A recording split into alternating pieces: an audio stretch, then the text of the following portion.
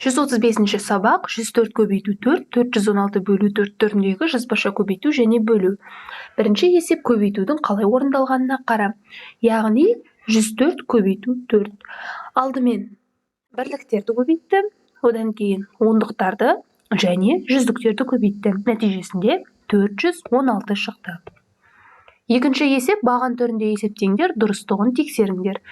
Бірінші 209-ды 2-ге көбейтейік. Баған түрінде жазайық. 209 көбейту 2. 2-ні 9-ға көбейтсек 8-ге тең. 18, 8 жазылып 1 ойда. 2-ні 0-ге көбейтсек 0, ойдағы 1-ді қоссақ 1. 2-ні 2-ге көбейтсек 4, яғни 209-ды 2-ге көбейтсек 418-ге тең. Келесі 324-ті 3-ке бөлейік. 3-ті 3-ке бөлсек 1-ге тең, 1-ді 3-ке көбейтсек 3, азайтындысы 0. Келесі 2-ні түсірейік, 2-ні 3-ке бөлінбейді, 0-ден берейік. Және көбейтіндісі 0, азайтсақ 2 шығады. Келесі 4-ті түсіреміз, 24-ті 3-ке бөлсек 8-ге тең. 8 бен 3-тің көбейтіндісі 24, азайтсақ 0, сонда 108-ге тең. Келесі 208-ді 3-ке көбейтейік. 208 көбейту 3. 3-ті 8-ге көбейтсек 24, 4 жазылып 2 ойда, 3-ті 0-ге көбейтсек 0, ойдағы 2-ні қосамыз. 3-ті 2-ге көбейтсек 6, сонда 624-ге тең. Келесі 428-ді 4-ке бөлеміз. 428 бөлінген 4. 4-тен қайрайық. 4-ті 4-ке бөлсек 1-ге тең. 1-ді 4-ке көбейтсек 4, азайту 0. Келесі 2. 2-ні 4-ке бөлсек бөлінбейді, яғни 0-ден береміз. Және 0-ді 4-ке көбейтсек 0. Азайтындысы 0. Келесі 8-ді түсірейік. 8-ді 4-ке бөлсек 2-ден. 2-ні 4-ке көбейтсек 8. Сонда 102 шығады. Келесі 203-ті 4-ке көбейтейік. Баған түрінде жазайық. 203 көбейту 4. 3-ті 4-ке көбейтсек 12, 2 жазылып 1 ойда. 4-ке 0-ді көбейтсек 0, және ойдағы 1-ді қосамыз. 4-ке 2-ні көбейтсек 8. Сонда 812 шығады. Және келесі 816 бөлінген 8. Баған түрінде бөлейік. 816-ны 8-ге бөлсек, 8-ді 8-ге бөлсек 1, 1-ді 8-ге көбейтсек 8, азайтсақ 0. Келесі 1, 1-ді 8-ге бөлсек 0, 0-ді 8-ге көбейтсек 0, азайтсақ 1.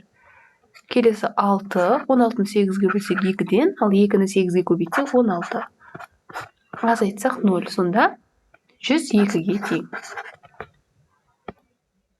Келесі 3-ші есеп есептерді шығар. А есебі комодтық кесірткенің ұзындығы 209 см, ал қолтырауынның ұзындығы одан 3 есе артық. Қолтырауын комодтық албажақ кесірткеден неше сантиметр ұзын?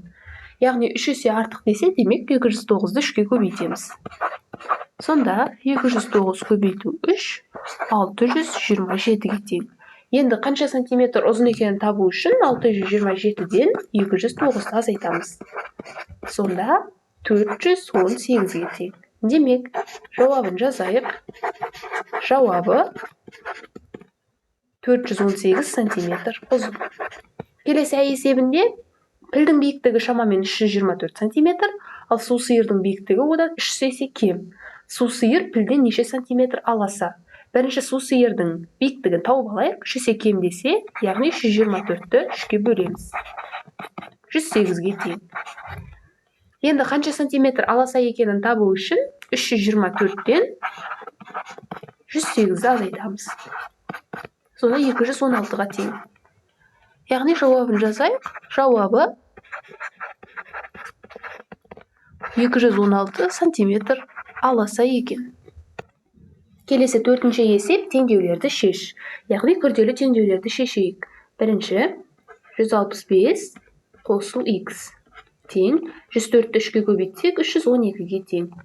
Енді x-тің мәнін табайық. Ол үшін 312-ден 165-ті азайтамыз. Сонда x-тің мәні 147 болады. Енді орнына қояйық. 165 қосу 147 тең 104 көбейту 3. Сонда 312 тең 312-ге. Келесі екінші теңдеуге назар аударайық. 3 көбейту x тең 568-ден 241-ді азайтсақ 327. Енді x-тің мәнін табу үшін 327-ні 3-ке бөлеміз. Сонда x-тің мәні тең болады 109-ға. Орнына қояйық. 3 көбейту 109 тең 568 азайту 241. Сонда 327 тең 327-ге. Келесі y бөлінген 4 тең 535-ті 5-ке бөлсек 107-ге тең. Енді y-ті табайық, ол үшін 107-ні 4-ке көбейтеміз. Сонда y-тің мәні 428 болады. Енді орнына қойсақ, 428 бөлінген 4 тең 535 бөлінген 5. Сонда 107 тең 107. Келесі теңдеу 906 азайту a тең 206-ны 2-ке көбейтсек 412. Енді аның мәнін табайық. Яғни 906-дан 412-ні азайтамыз. Сонда аның мәні тең болады 494. Келесі орнына қойсақ, 906 азайту 494 тең 206 көбейту 2. Яғни 412 тең 412.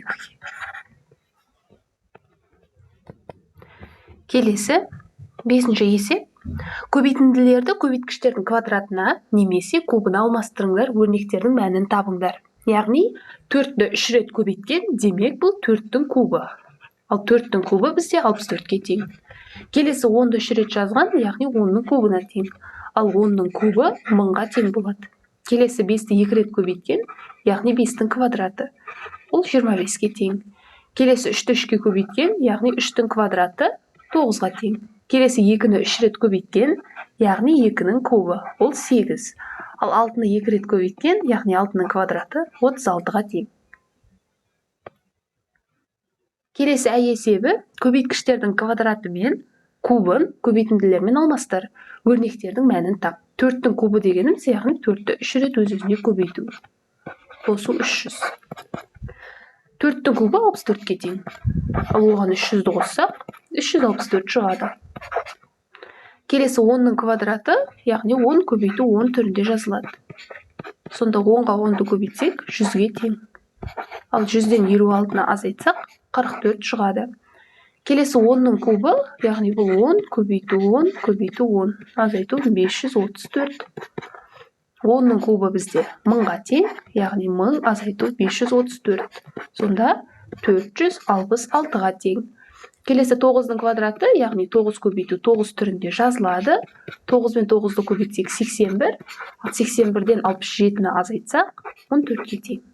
Келесі 2-нің кубы, яғни 2-ні өз-өзіне 3 рет көбейтеміз.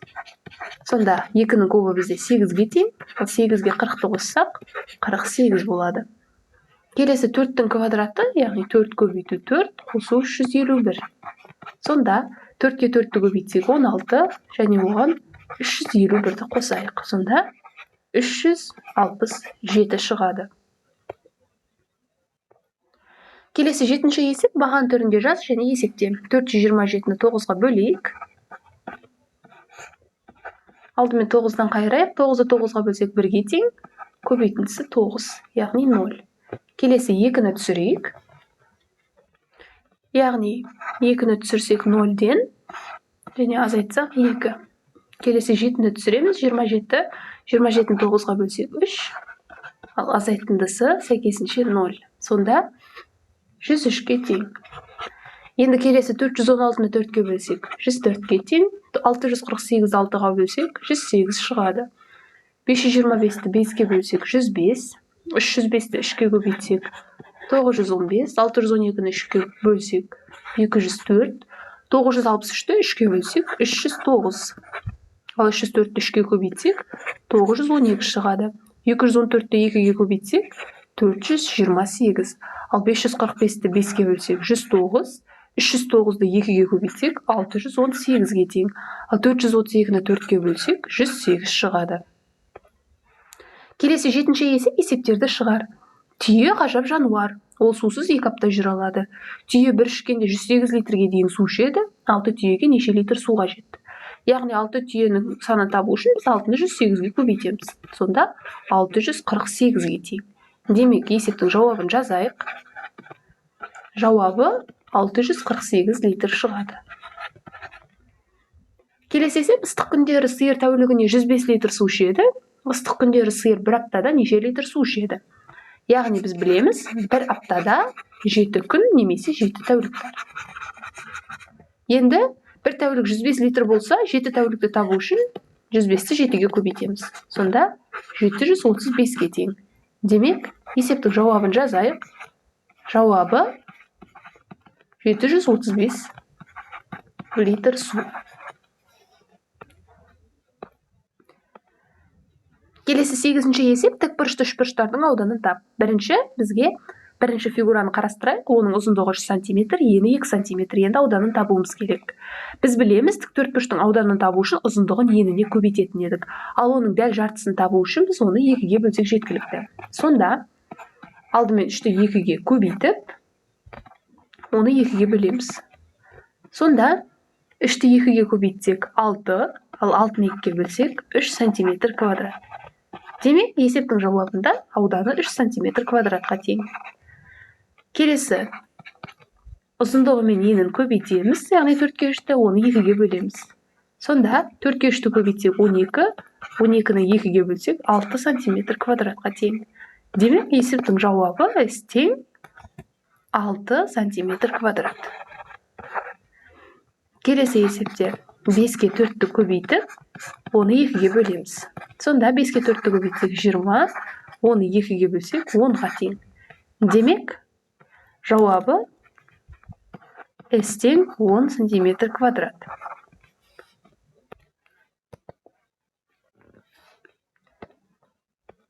Келесі 9-ші есеп, хайуанаттар бағы қызметкерлерінің қателігі нәтижесінде жануарлар өздерінің торларында болмай шықты.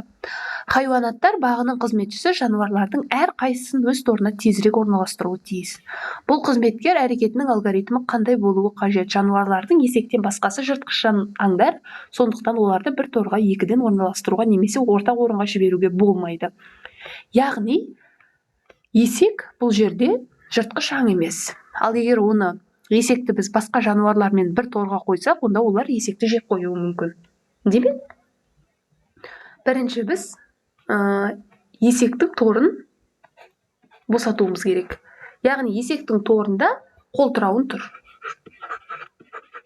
Демек, біз қолтырауынды басқа торға жіберуіміз керек. Қолтырауынды өзінің торына жіберейін десек, бізде арыстан тұр. Яғни, арыстанды басқа орынға көшіру керек. Ал арыстанды өзінің торына жіберейін десек, арыстанның торында қабылан тұр. Яғни, қабыланды көшіру керек. Және енді қабыланды өзінің торына жіберейін десек, қабыланның торында қасқыр тұр. Ал қасқырды өзінің торына жіберейін десек, қасқырдың торында есек тұр. Демек, бірінші есек пен қолтырауының орнын ауыстырамыз. Сонда қалған жануарлар өзінің орнына сәйкес келеді.